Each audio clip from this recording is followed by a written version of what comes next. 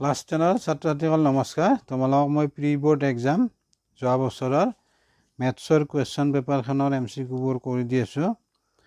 তোমালোকক মই আগৰ ভিডিঅ'ত 17 কুৱেশ্যন নম্বৰ 17লৈকে কৰি দিছোঁ। আজি কুৱেশ্যন নম্বৰ 18ৰ পৰা আছে। চোৱা, কুৱেশ্যন নম্বৰ 18ত দিয়া আছে, যদি A1, A2 ... an এটা সমান্তৰাল প্ৰগতি গঠন কৰে, য'ত an ইকুৱেল দিয়া আছে 3 + 4n, তেন্তে এপিটোৰ 10তম পদটো হ'ব। আমাক anটো দিয়া আছে, চাবা an 3 + 4n, ইয়াত তুমি A1 তেতিয়া কি হ'ব, 3 + 4 × 1, এইখিনি কৰিলে পাবা 3 + 4 to 7. A2 3 + 4 × 2, এইখিনি কৰিলে পাবা 3 + 8 11. আমি দুটা পদ উলিয়াই ল'লো, A1 A2। এইটো আমাৰ কি হ'ব, A1 মানে এইটো A হ'ব, A। এতিয়া আমাক D লাগে, এতিয়া আমাৰ Dটো আমি উলিয়াম। Dটো কি হ'ব, D মানে হ'ল সাধাৰণ অন্তৰ। দ্বিতীয় পদটোৰ পৰা তুমি প্ৰথম পদটো মাইনাছ কৰা। দ্বিতীয় পদটো আছে 11 আৰু A1 প্ৰথম পদটো আছে 7, এইটো কি পাবা 4। আমি পালোঁ A হ'ব প্ৰথম পদ 7 আৰু সাধাৰণ অন্তৰ 4। তেতিয়া আমি কি 10 নম্বৰ পদটো পাই যাম। এইখিনি পালা বুজি, তেতিয়া আমাক 10 নম্বৰ পদটো লাগে,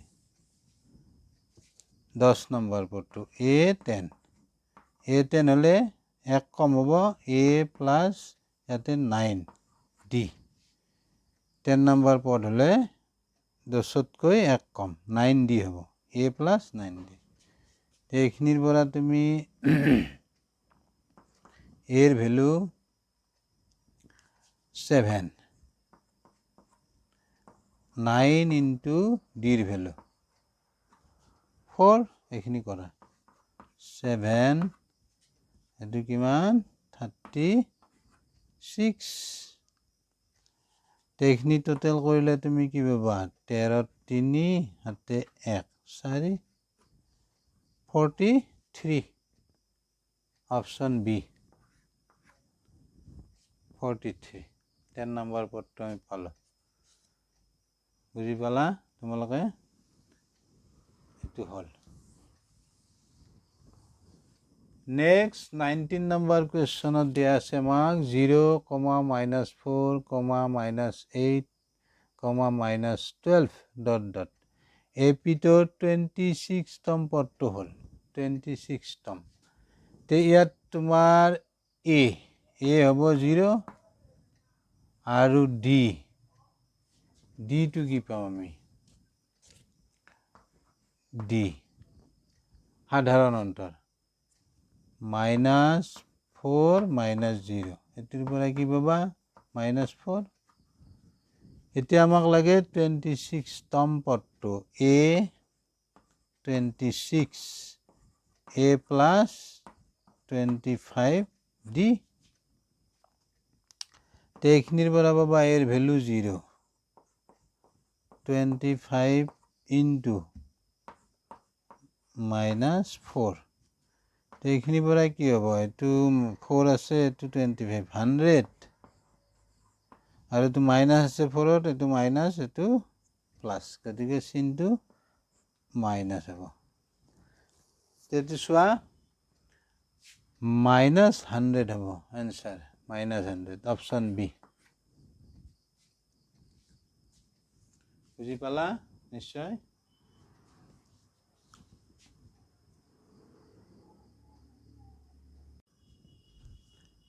নেক্সট কুৱেশ্যন চাবা 20 নম্বৰ কুৱেশ্যন তলৰ উক্তি দুটা বিবেচনা কৰা এই উক্তি ইয়াতে দুটা আছে 1 নম্বৰ উক্তি দুটা সৰ্বসম ত্ৰিভুজ সদায় সদৃশ 2 নম্বৰত দিয়া আছে দুটা সদৃশ ত্ৰিভুজ সদায় সৰ্বসম চাৰিটা অপচন আছে প্ৰথম আমি উক্তি দুটা চাওঁ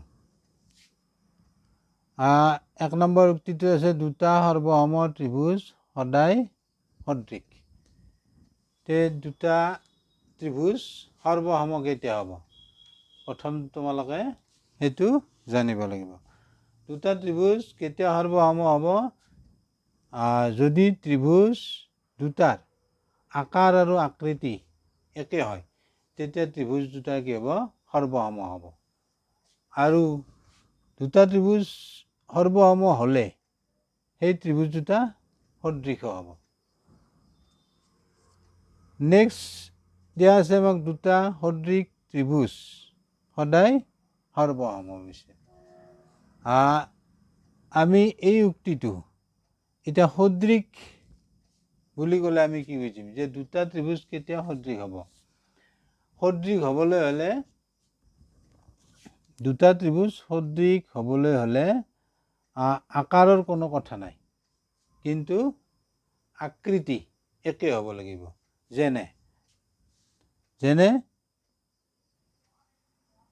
এইটো এটা বৃত্ত আৰু এইটো এটা বৃত্ত গতিকে এইটো সৰু বৃত্ত এইটো ডাঙৰ বৃত্ত কিন্তু আকৃতিত এইটো আমি যদি আকৃতিটো চাওঁ এইটোৰ আকৃতি আৰু এইটোৰ আকৃতি একে কিন্তু আকাৰত কি হ'ব ই ডাঙৰ ই সৰু গতিকে সেইকাৰণে আমি কম সকলোবোৰ বৃত্তই সদৃশ কিন্তু এই বৃত্ত দুটা সৰ্বসম নহয় কিয় আমি যদি এখন কাগজত আঁকি লওঁ এইটো আৰু এইটো বৃত্ত ইয়াৰ ওপৰত যদি আমি জাপি দিওঁ তেতিয়া সম্পূৰ্ণ মিলি নাযায় সৰ্বসম হ'বলৈ হ'লে কি হ'ব লাগিব চিত্ৰ দুটা সম্পূৰ্ণ কি হ'ব মিলি যাব লাগিব সেইকাৰণে সৰ্বসমৰ ক্ষেত্ৰত আকাৰ আৰু আকৃতি দুটা একে হ'লে তেনেকুৱা চিত্ৰক আমি সৰ্বসম বুলি ক'ম আৰু সদৃশৰ ক্ষেত্ৰত আকৃতি একে হ'ব লাগিব কিন্তু আকাৰৰ কোনো প্ৰয়োজন নাই তেন্তে এতিয়া কি হ'ব দুটা সৰ্বসম ত্ৰিভুজ সদায় সদৃশ এইটো ৰাইট এইটো সত্য হ'ব সৰ্বসম হ'লে ত্ৰিভুজ দুটা সদৃশ হ'ব কিন্তু ওলোটাটো সত্য নহয় সদৃশ হ'লে সৰ্বসম নহয় এইটো সত্য নহয় ভালো বুজি ওলোটাটো সদৃশ হ'লে ই সৰ্বসম হ'ব নোৱাৰে তে পালা বুজি এতিয়া আমাৰ চাবা 1 নম্বৰ উক্তিটো সত্য আৰু 2 নম্বৰ উক্তিটো অসত্য কোন আছে অপচন চোৱা অপচন এ আছে 1 নম্বৰ উক্তিটো সত্য কিন্তু 2 নম্বৰ উক্তিটো সত্য নহয় এইটো ভালো বুজি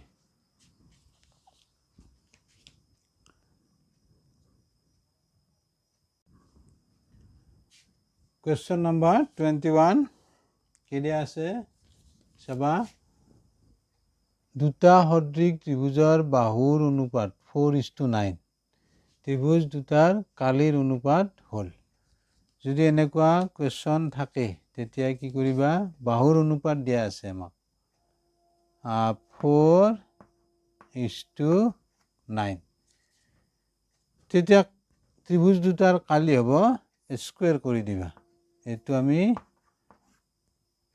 অনুপাতত লিখিলে 4/9 গতিকে দুটাকে স্কুৱেৰ কৰি দিলে কি পাবা এইটো অনুপাতটোক স্কুৱেৰ কৰি দিলে আমি পাম কি 1681 তেতিয়া এইটো অনুপাতত লিখিলে হ'ল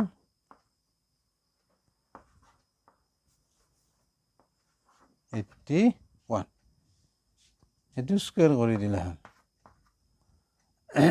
তুমি পাই যাবা অনুপাতটোক স্কুৱেৰ কৰি দিলে কালিৰ অনুপাত পাই যাবা। আৰু যদি তোমাক ওলোটাকৈ দিয়া থাকে যে ত্ৰিভুজ দুটাৰ কালিৰ অনুপাত দিয়া আছে, তোমাক ধৰা দিয়া আছে কালিৰ অনুপাত, এইটো দিয়া আছে, কালিৰ অনুপাত দিয়া আছে, তেতিয়া তুমি বৰ্গমূল ল'বা, তেতিয়া বাহুৰ অনুপাত পাবা। কি পাবা? 16ৰ বৰ্গমূল 4, 81/9। এইটো নিয়মটো মনত ৰাখিবা। বাহুৰ অনুপাত দিয়া থাকিলে তুমি স্কুৱেৰ কৰি দিবা, তেতিয়া ত্ৰিভুজ দুটাৰ কালিৰ অনুপাত পাবা। আৰু ত্ৰিভুজ দুটাৰ কালিৰ অনুপাত যদি দিয়া থাকে প্ৰশ্নটোত, তেতিয়া বৰ্গমূল ল'বা, তেতিয়া বাহুৰ অনুপাত পাই যাবা। নিয়মটো মনত ৰাখিবা, এইখিনিয়ে নিয়ম। তে পালা বুজি?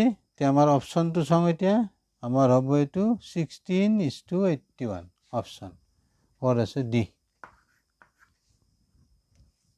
বুজি পালা তোমালোকে? এইটো হ'ল।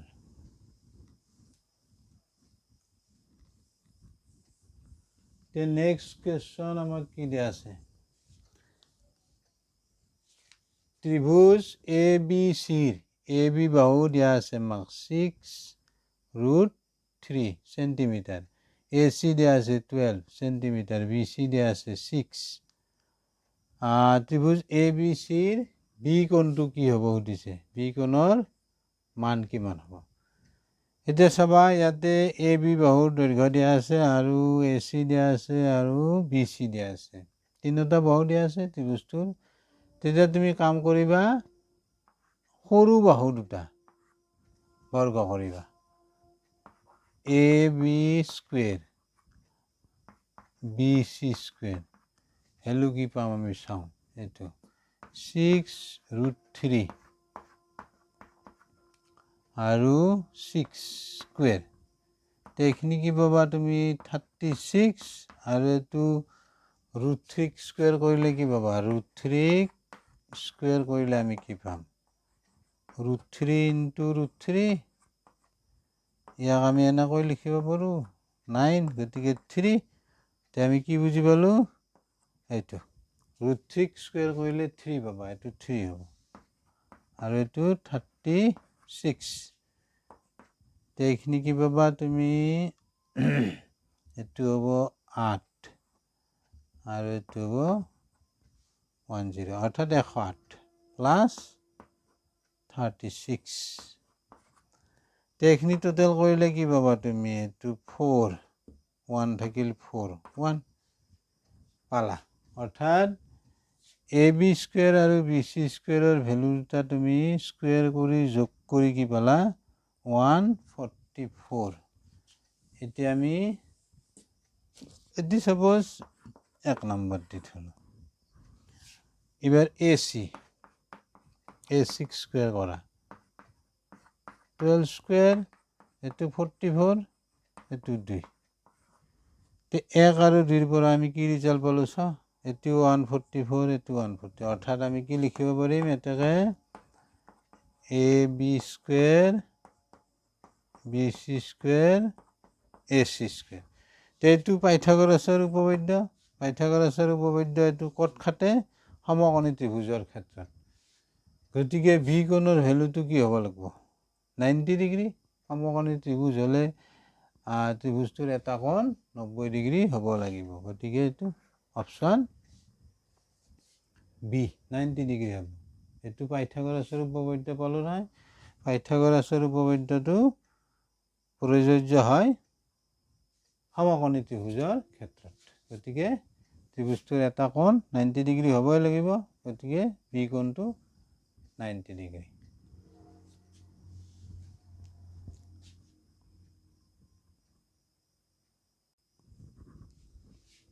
কুৱেশ্যন নম্বৰ 23 কি দিয়া আছে চোৱা, -5,2 বিন্দুটোৰ এক অক্ষৰ পৰা দূৰত্ব হ'ব।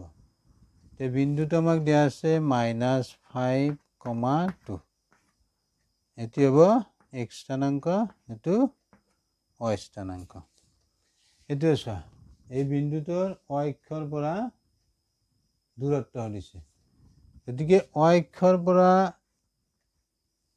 দূৰত্ব সুধিলে তুমি চাব লাগিব x স্থানাংকটো x স্থানাংক ইয়াত কি আছে -5 কিন্তু দূৰত্বৰ ক্ষেত্ৰত আমি এই মাইনাছ চিনটো বাদ দিম দূৰত্বটো ঋণাত্মক হ'ব নোৱাৰে গতিকে আমাৰ কি হ'ব +5 তে 5 ক'ত আছে চোৱা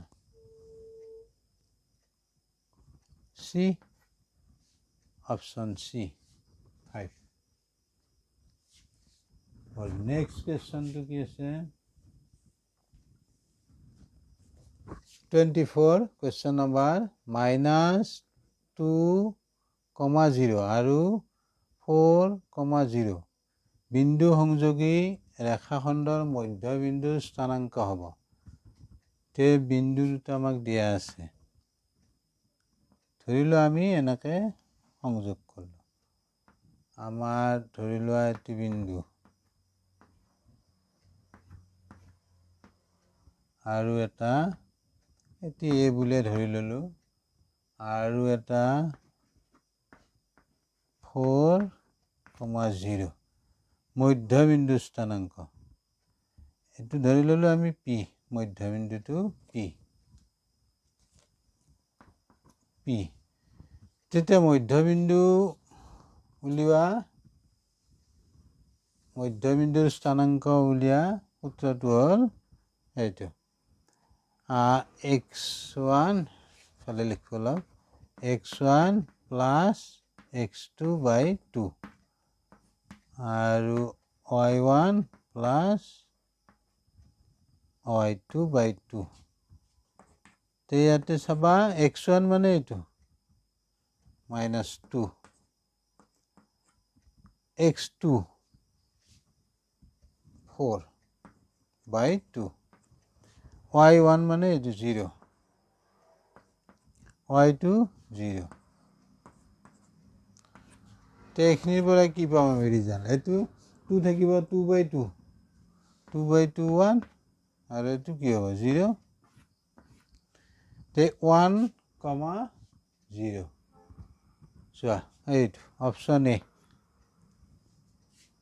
এই বিন্দু দুটা সংযোগী ৰেখাখণ্ডৰ মধ্যবিন্দু স্থানাংক হ'ব 1,0 গতিকে তোমালোকে অপশ্যন কেইটা বুজি পালানে নাই অংক কেইটা কমেন্টত জনাবা আৰু ভিডিওটো লাইক শেয়াৰ সাবস্ক্ৰাইব কৰিবা থ্যাংক ইউ বাই বাই